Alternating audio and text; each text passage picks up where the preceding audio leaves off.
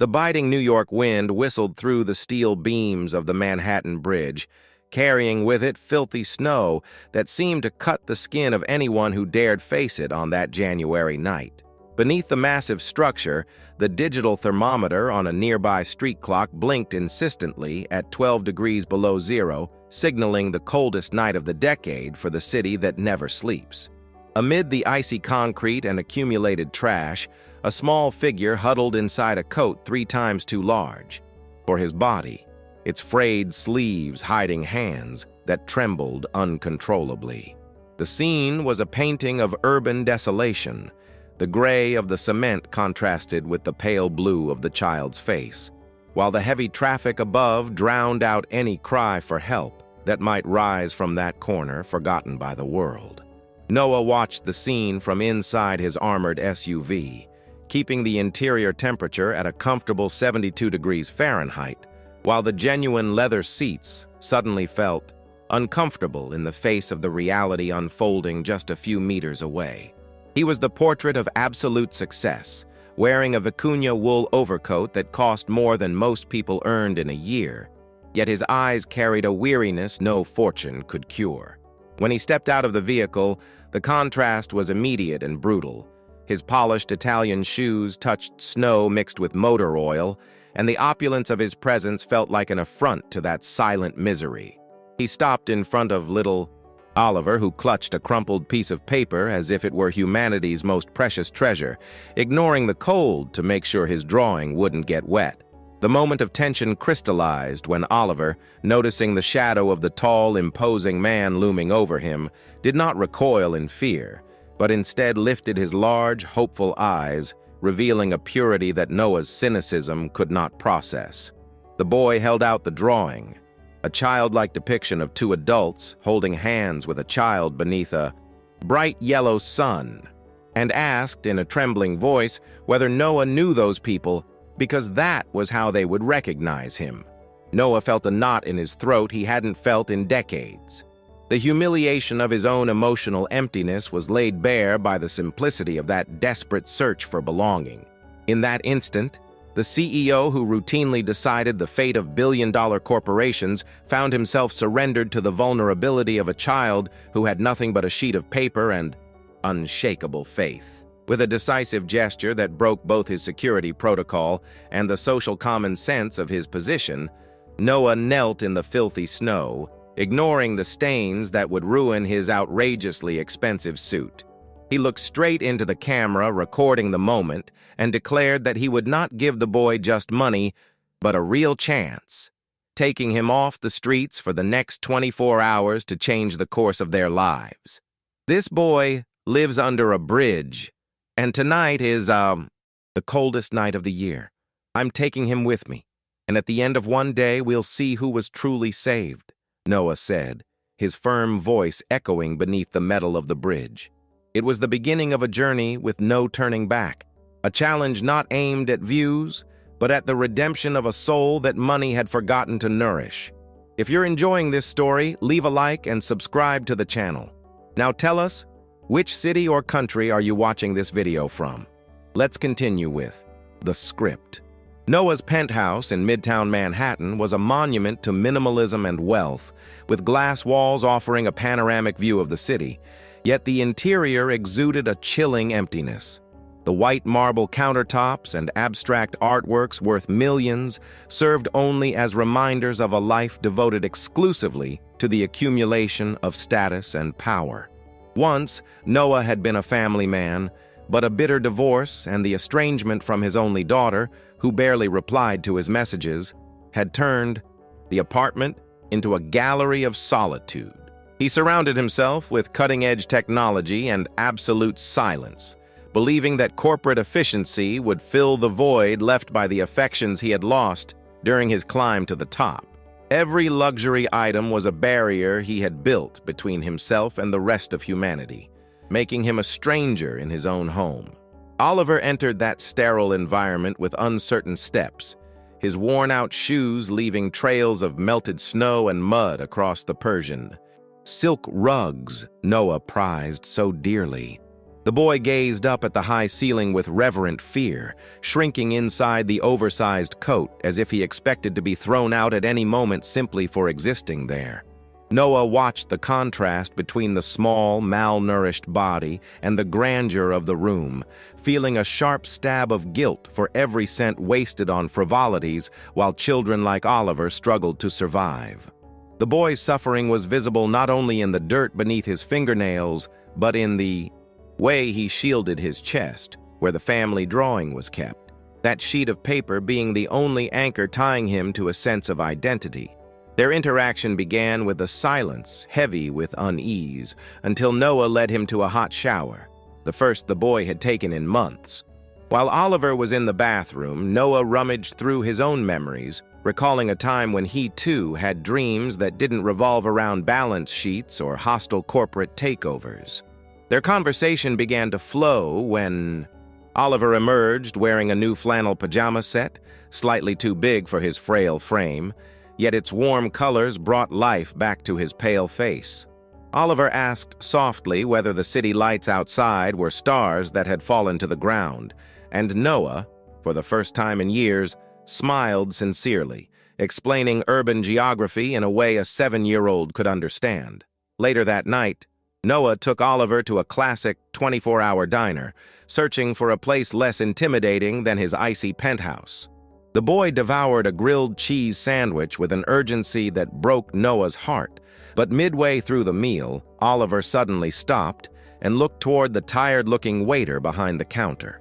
With an instinctive act of generosity that stunned Noah, Oliver offered the remaining half of his sandwich to the man, saying he looked like he needed energy to keep working. Noah watched the scene in silence, struck by the irony of a boy who owned nothing being willing to share the little he had with a stranger. That simple, selfless gesture was the first real blow to Noah's emotional defenses.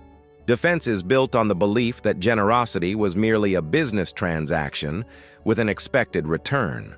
However, the reality of the outside world soon came knocking when Noah's lawyer called, warning him about the legal risks of keeping an unidentified child in his residence without proper protocols. The attorney cautioned that such an impulsive act could destroy Noah's reputation before the company's board of directors, which had already begun questioning his emotional stability after months of isolation. Noah felt the weight of social judgment and bureaucracy pressing down on him, struggling to reconcile the pragmatic logic of his career with the human impulse to protect Oliver. The fear of being labeled as someone who had lost his reason clashed violently with the trauma of knowing that returning the boy to the bridge would be a silent death sentence in the cold. The tension escalated when a man claiming to be Oliver's guardian appeared near the building, demanding money in exchange for not creating a public scandal over the boy's alleged abduction. Noah found himself trapped in a moral and financial dilemma, his wealth being weaponized against him in an attempt to corrupt the fragile bond that was forming. Oliver, sensing the agitation and raised voices, curled up in a corner of the couch, clutching the drawing to his chest and crying silently, afraid that his day as a prince was coming to an end. Noah realized that physical protection was not enough. He would have to confront his own demons and the very power structures he had helped build to truly ensure the boy's safety. The emotional connection between the billionaire and the orphan became the only safe harbor amid the chaos gathering around them. As the night wore on, their bond deepened through shared stories of loss and hidden hopes. Noah spoke of his humble childhood before becoming a financial giant, revealing that he too had known the cold of indifference and the weight of hunger in distant times. Oliver listened with wide eyes, finding common ground with the powerful man who once seemed untouchable, realizing that human pain does not respect bank balances. Noah came to understand that Oliver was not merely a charity project or a 24-hour challenge, but a mirror reflecting the part of himself he had buried beneath layers of ambition. The boy's suffering awakened an empathy Noah believed to be extinct, transforming initial unease into a deep and genuine commitment to emotional protection. Inner obstacles, chief among them the fear of vulnerability, still haunted Noah, who questioned whether he was capable of caring for someone again after failing his own family. He glanced at his phone, seeing missed calls from partners worried about stock prices, and felt a growing disgust for a life built on appearances and hollow numbers. Oliver, meanwhile, wrestled with the trauma of abandonment, repeatedly asking whether Noah would take him back to the bridge once the sun rose. Each reassurance from Noah that the boy would stay was a promise he knew he would have to honor with every fiber of his being, regardless of the professional consequences. The tension between what society expected of him and what his heart demanded was nearing an inevitable breaking point. The weather in New York worsened, with a snowstorm shutting down airports and paralyzing transportation, isolating the two of them inside the luxurious glass tower in a kind of temporal bubble. Noah stayed awake through the night, watching over Oliver's sleep as the boy coughed softly, weakened by the long exposure to the elements before being rescued. The sound of the child's shallow breathing was a constant reminder of life's fragility, forcing Noah to question what truly mattered at the end of an existence. He realized that his Businessman of the Year awards and his properties around the world carried less weight than a single night of comfort given to that child. The connection between the man who had everything and the boy who had nothing was becoming the central axis of a radical and irreversible transformation. Oliver woke in the middle of the night from a nightmare, screaming for the parents who never came back to get him under the Manhattan Bridge, and Noah rushed to hold him with a long-dormant paternal instinct. He wrapped the boy tightly in his arms, feeling the feverish heat radiating from the small body, and whispered words of comfort that he himself desperately needed to hear. "I'm here. You're not alone in the darkness anymore," Noah said, as the boy's tears soaked his designer suit without him caring for even a second. In that moment, the barriers of class and status collapsed completely, leaving only two human beings trying to find warmth in the harsh winter of existence. The emotional tension reached a critical point, setting the stage for the crisis that would soon define the story's climax. Oliver's illness began to worsen aggressively, his cough growing deep and his fever rising rapidly to dangerous levels of 40 degrees Celsius. A panicked Noah called his private physician, who urged him to take the boy to the hospital immediately, warning that pneumonia was advancing quickly due to severe malnutrition. The conflict between his private life and the public exposure of bringing a former street child into Manhattan's elite hospital wing never crossed Noah's mind. He scooped the boy into his arms, ignored his security team's orders to wait for an ambulance, and ran toward the elevator. The urgency of the moment erased any remaining hesitation, channeling every ounce of his focus into saving that fragile life. Upon arriving at the hospital, judgmental stares followed instantly as medical staff and wealthy patients watched the billionaire carrying a child dressed in rags, though now clean. Noah faced the front desk, with an authority that did not come from his money, but from his determination to save the boy, demanding the best care without regard for insurance bureaucracy or missing documents. He sat in the waiting room, refusing to leave even when assistants brought urgent reports requiring his immediate signature to close a multi-billion-dollar deal. Noah's transformation was complete. He was no longer a profit-driven CEO, but a man fighting for the life of someone the world had discarded as invisible. Their bond had become a matter of life and death. The private hospital corridor, with its antiseptic silence and the scent of expensive disinfectant, became the setting for the most decisive moment of Noah's life. While Oliver fought pneumonia inside the pediatric ICU, Noah received frantic ultimatums on his laptop. A billion-dollar video conference was happening at that very moment, and his absence would mean losing control of his own company. He looked at the screen filled with men in suits, debating profit margins, then at the glass of the intensive care unit, where Oliver's small body seemed to disappear among white sheets and oxygen tubes. Without saying a single word to his partners, Noah snapped the laptop shut, silently walking away from an empire that had taken 25 years to build in exchange for keeping vigil over a child he had known for less than a day. The tension in the room escalated when Oliver's heart rate fluctuated on the monitor, emitting a sharp beep that seemed to echo the desperation pounding in Noah's chest. He stepped inside, ignoring strict sterilization protocols, and took Oliver's small, burning hand, still radiating fever. The boy opened his eyes slowly, struggling to focus on the face of the man who had rescued him from beneath the bridge, and a faint, trembling smile appeared on his pale lips. In that instant, the family drawing, now wrinkled and stained, slipped from Oliver's hand onto the hospital bed, symbolizing the child's complete surrender to the care of a stranger who had become his entire world. The air in the room felt heavy with the gravity of a bond that transcended blood and logic, binding two destinies together irrevocably.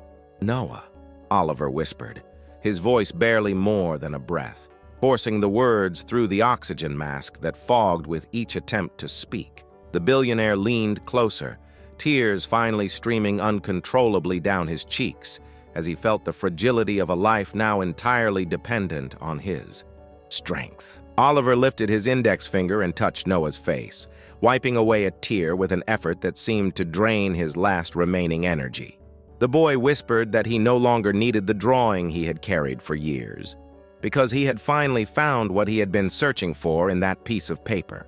"I don't need the drawing anymore for them to find me.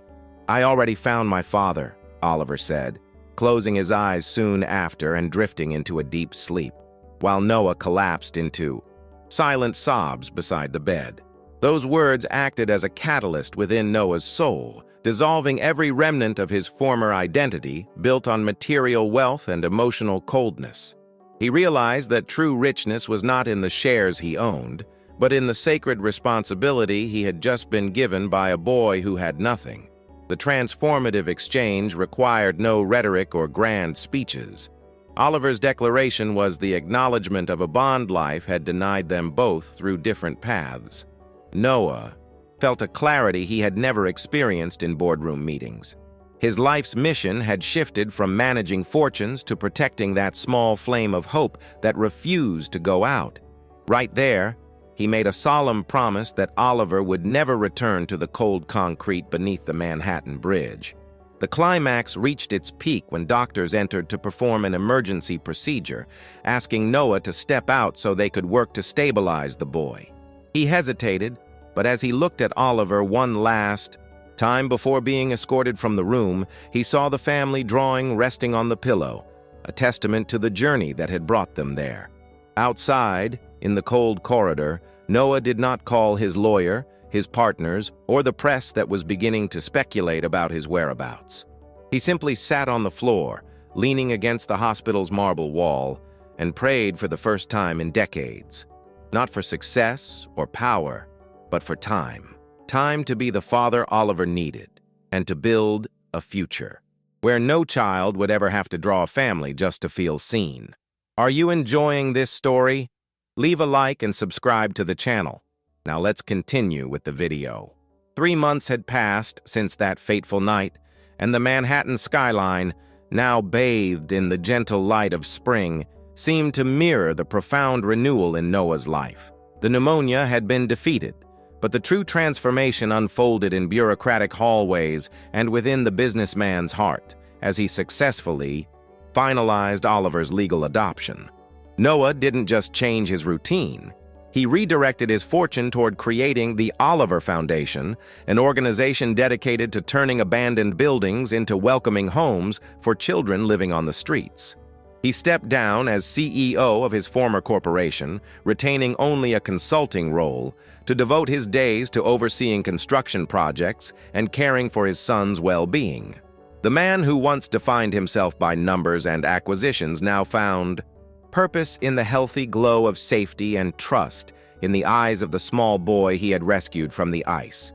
The Midtown Manhattan penthouse, once a monument to minimalist emptiness, was completely transformed to embrace the new life now pulsing within its walls. Persian silk rugs and abstract artworks gave way to bookshelves filled with children's books, toy boxes scattered across the marble floors, and above the fireplace, the wrinkled family drawing framed as the most valuable piece in Noah's collection. The absolute silence that once ruled the apartment was replaced by laughter, music, and Oliver's joyful footsteps racing through the halls, which now radiated the warmth of a true home. The contrast between material wealth and emotional poverty was finally resolved, creating a space where luxury served affection, not the other way around. The tangible change in both their lives stood as living proof that compassion is the most powerful force of human reconstruction. Noah's family. Reconciliation also extended to his biological daughter, who, upon witnessing her father's genuine transformation through news of the foundation, chose to reopen channels of communication after years of silence. They met for a quiet dinner, where Noah asked forgiveness for having prioritized power over love, introducing Oliver as the brother who would reunite the family under a new foundation of values. Oliver's story of resilience and Noah's redemption became a testament that it is never too late to correct the course of a life once shaped by selfishness. The foundation had already welcomed its first 30 children, offering not just shelter, but education, healthcare, and, above all, the dignity the cold asphalt had tried to strip away. The moral echoed through every action Noah took. True fortune is the one we use to change someone else's destiny. The final scene shows Noah and Oliver seated on the penthouse terrace, watching the sunset paint the New York horizon in shades of orange and purple, symbolizing the closing of a cycle of pain. Oliver held Noah's hand with confidence, no longer trembling from cold or fear, but with the certainty of someone who knows he belongs somewhere, and to someone. Noah gazed at the horizon and felt a peace no market-closing bell or million-dollar bonus had ever given him throughout his professional career. He realized that the boy had not merely been rescued. He had been the savior of a man who was slowly dying of loneliness inside a glass castle. With hopeful eyes, they planned the future together, knowing that love is the only investment that yields infinite returns for the human soul. Have you ever done an act of kindness that changed a life? Leave a little heart if you believe that love is more powerful than any wealth. Subscribe for more stories of second chances. Comment, "Love has no price," if you also believe in human kindness.